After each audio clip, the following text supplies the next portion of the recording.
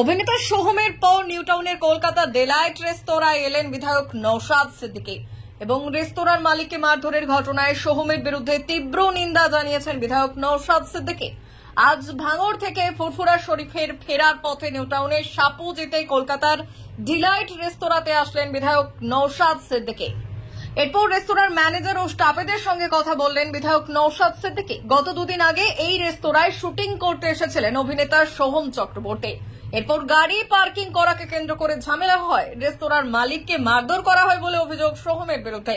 আর সেই ঘটনার পর আজ সেই রেস্তোরাঁয় আছেন বিধায়ক নওশাদ সিদ্দিকী এবং রেস্তোরাঁয় বসে খাওয়া দাওয়া করলেন বিধায়ক নওশাদ সিদ্দিকী।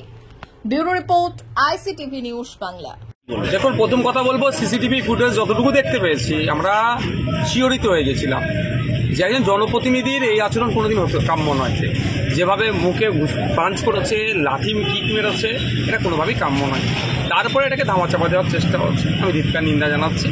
আমরা বাঙালি মানুষ, আমরা খাদ্যরসিক মানুষ, আমরা বিভিন্ন রেস্টুরেন্টে যাই, বিভিন্ন এতে যাই, গিয়ে ভালো খাবার খাই এবং যারা আমাদেরকে আপ্যায়ন করে তাদেরকে টিপস দিয়ে আমরা আসি। কিন্তু দুঃখের বিষয়, তার পরিবর্তে তাদেরকে ঘুষি দিয়ে আসছে, এটা কোনোভাবেই কাম্য নয়।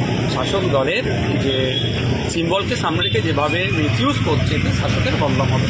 আপনি আসলেন, কথাবার্তা বললেন। আমি আসলাম, অর্ডার করলাম, খেলাম। এখানে যারা ওয়েটার থেকে শুরু করে যারা শেফে ছিল, যারা যথেষ্ট তারা মধুর ব্যবহার করলো আমাদের সাথে এবং খাদ্য যা দিল খেলাম, ভালোই সুস্বাদু ছিল, ভালোই টেস্টি ছিল।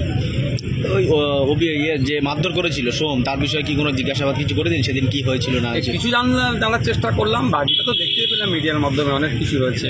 সেটাকে ধামাচাপা দেওয়ার চেষ্টা করেছিলেন অভিনেতা বা বিধায়ক, কিন্তু সিসিটিভি প্রকাশ্যে আসার পরে সেটাকে নিয়ে সবাই ধিক্কার জানিয়েছে, আমিও ধিক্কার নিন্দা জানিয়েছি। আমি আশা করব শুধু সোহমবাবু নয়, সমস্ত জনপ্রতিনিধির কাছে এবং সাধারণ মানুষের কাছে সংযত হওয়া দরকার।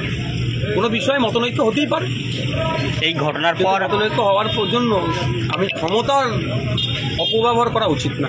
ভিডিও প্রকাশ্যে আসার পর তিনি সংবাদ মাধ্যমের সামনে এসে ক্ষমা চেয়েছেন।